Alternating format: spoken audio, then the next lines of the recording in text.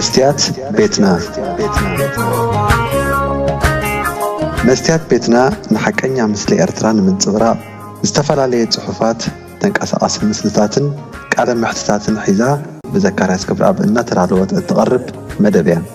سلام كما يتصنحكم كبرات تخاتلتنا عب ورح حملة 2023 دليت فتحي إرتراويان كاب كل كورنعات أمريكا أنصارتي سرعة قدف زقبرو زنبرة نايتسلقي فستيفالات سلامة وسلفي نمكياد ناب كتما سياتل تقعيزهم اتهم كاب كل كورنعات استأخخبو دليت فتحي عب تحتوى فري لامبادوزا زبل سيامة عود سلامة وسلفي عب قدماي معالتي نايت فستيفال مالت بعلت حمشت حملة 2023 مكيادهم ون يفلت እቲ ሰላማዊ ሰልፊ ብዘይ ዝኾነ ጎነፅ ምስ ሓይልታት ፀጥታ ናይ ሲያትል እዩ ተዛዚሙ ብድሕሪ እዚ ስርዓት ግደፍ ድሕሪ ሓደ ዓመት ኣብ ሰነ 2024 ኣብ ልዕሊ 13 ኣስማቶም ዝተጠቕሱን ካልኦት 150 ኣስማቶም ዘይተጠቕሱን ሲቪላዊ ክሲ ኣብ ፌደራላዊ ቤት ፍርዲ ሲያትል መስሪቱ ስርዓት ግደፍ ነቶም ክሱሳት ዝያዳ ንምጥቃዕ ፋይናንሳዊ ፀቕጢ ንምፍጣርን ንኹሎም ካብ ሲያትል ወፃኢ ዝቕመጡ ደሌት ፍትሒ ጥራሕ እዩ ኣብቲ ክሲ የእትይዎም ሓደ እኳ ኣብ ሲያትል ዝቕመጥ ካብቶም 13 ኣስማቶም ዝተጠቕሱ ክሱሳት የለን እዚ ከዓ ኮነ ተባሂሉ ብዕላማ ዝተገብረ እዩ እቲ ክሲ ካብ ዝምስረት ድሮ ሓደ ዓመትን መንፈቕን ኮይኑ ኣሎ ብመሰረት ሓበሬታ ክሱሳት ድማ ብሕጂ እውን ክንድኡ ግዜ ክወስድ ይኽእል እዩ ኣብዚ ሰዓት እቲ ክሲ ኣብ ካልኣይ ምዕራፍ ናይቲ ብዳህሳስ ወይ ዲስካቨሪ ዝፍለጥ ደረጃ ይበፂሑ ዘሎ ስርዓት ግደፍ ሲቪላዊ ክሲ ዝመስረተሉ ቀንዲ ምኽንያት ነቶም ክሱሳት ብሓይሊ ገንዘብ ኢዶም ከም ዝህቡ ብምግባር ዓወት ንምምዝጋብ እዩ ምክንያቱ ሲቪላዊ ክሲ ኣዝዩ ብዙሕ ናይ ጠበቓ ወፃኢታትን ግዜን ዝሓትት ስለ ዝኾነ ስርዓት ግደፍ ፀጋታት መላእ ሃገር ዝተቆፃፀረ ኣካል ክሳብ ዝኾነ ከዓ ንእከይ ተግባራት ዝኸውን ናይ ገንዘብ ሕፅረት ክህልዎ ኣይክእልን እዩ ብኣንጻሩ ደሌት ፍትሒ ናይ ፀጋታት ሕፅረት ከም ዘለና ንጹር እዩ ስለዚ በዚ ስትራቴጂ እዩ ነዞም ደሌት ፍትሒ ከምበርክኾምን ኣብ ክሳራታት ከውድቖምን ዝፍትን ዘሎ መስርሕ ሲቪላዊ ክሲ ኣሜሪካ ኣዝዩ ክቡር ምዃኑ ንምርዳእ ዝኣክል ብመሰረት ካብቶም ክሱሳት ዝተረኸበ ሓበሬታ ክሳብ ሕጂ ልዕሊ $250,000 ንጠበቓ ወፃኢታት ገይሮም ኣለዉ ክሳብ እቲ ጉዳይ ብፍርዲ ዝዛዘም እውን ብሕጂ ክሳብ $350,000 ወፃኢታት ክህልዎም ከም ዝኽእል ይዛረቡ ዕላማ ናይቲ ክሲ ንምርዳእ ነቲ ስርዓት ግደፍ ቆፂርዎ ዘሎ ጠበቓ ኣብ ፌስቲቫል ዋሽንግተን ዲሲ ተረኺቡ ዝሃቦ ቃል ምስማዕ ይከኣል እዩ These are people who are trying to attack the Eritrean government directly, and they're trying to do it here, and they go from city to city and out of the country to attack. So you've got to be very clear about that. So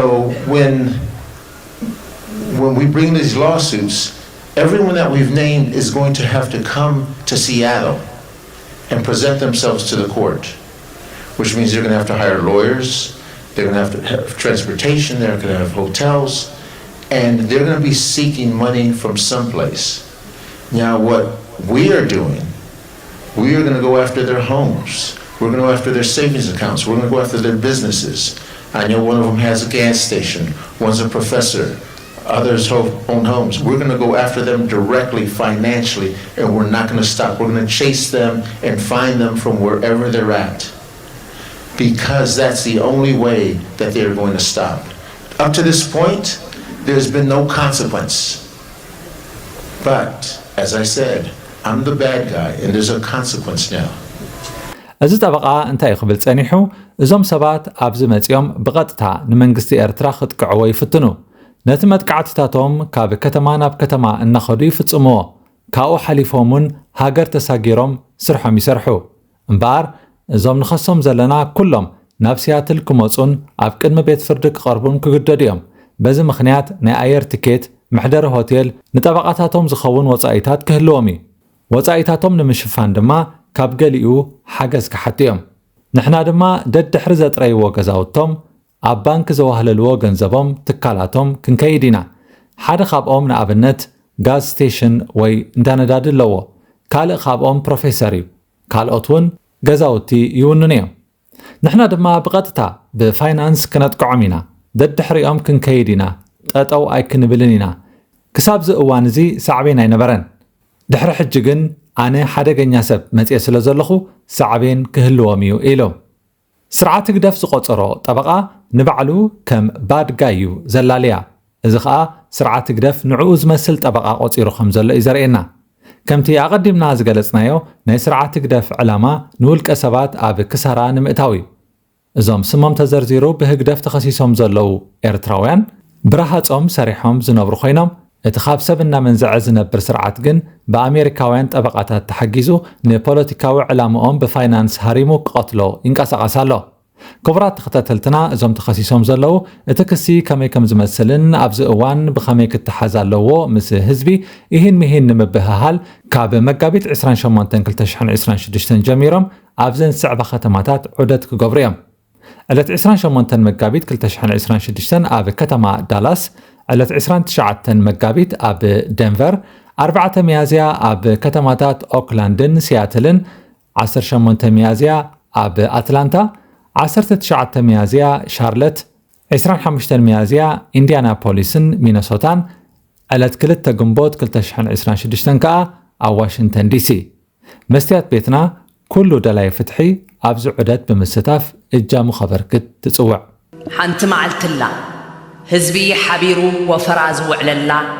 ዝከባበረላ ዝሰማማዓላ ዝተኣማመነላ ብእግሪ ያዕቁባይ ዝእውጀላ ዝተረፍ ዝሓልፍ ዘይብላ ሓቢሩ ዝኸደላ ናብ ኣራዊት ዝተለወጡ ብሓባር ዝሓድነላ ሓንቲ መዓልትላ ንገፋዕቲ ሰብኩኑ ዝብለላ ህዝብና ርዑት ገፋዕቲ ዝድርብየላ ጠበንጃ ዝባን ሰብ ዝሰቐሎም ዘውርደላ ብደም ህዝቢ ዝጨቀዩ ብማይ ባድ ዝሓጽበላ መዓልትኹም ማይ ነዓሎ ዝደጋግመላ ሓንቲ መዓልትላ ህዝቢ ዝድበሰላ ደቅና ካብ ቀላይን ሓሩርን ዝድሕኑላ ህዝብና ጥሜትን ማእሰርትን ሞትን ዝስዕረላ ሓቢሩ ማይ ቤቱ ዘቑመላ ወሕስ ዝተኽለላ ምዩቕ ከይበለ ዝነብረላ ሃገር ዘጥርየላ ሓንቲ መዓልትላ እግሩ መሊኡ መሬት ዝረግጸላ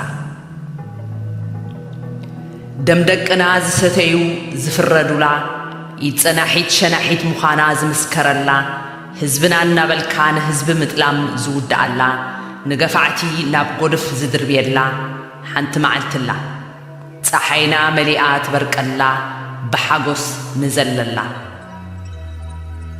ጽጋብ ዝሰርነቖም ኣብ ኢድ ህዝቢ ዝኣትውላ ናይ ህዝቢ ዓለቕቲ ዝመሓወላ ሕጊ ዝረገጹን ደሙ ዝሰተዩን ዝፍረዱላ ብደም ህዝቢ ዝጠልቀዩ ኢዶም ዝረኽቡላ ሓንቲ መዓልትላ ህዝብና ሕሳብ ዝገብረላ ናብ ልብኹም ተመለሱ ከየርከበትከላ ዝድሕር ዝቕድም ዘይብልና መዓልቲ ወፈራ የራኽበና ምስሉ ተኪኤ መስትያት ቤትና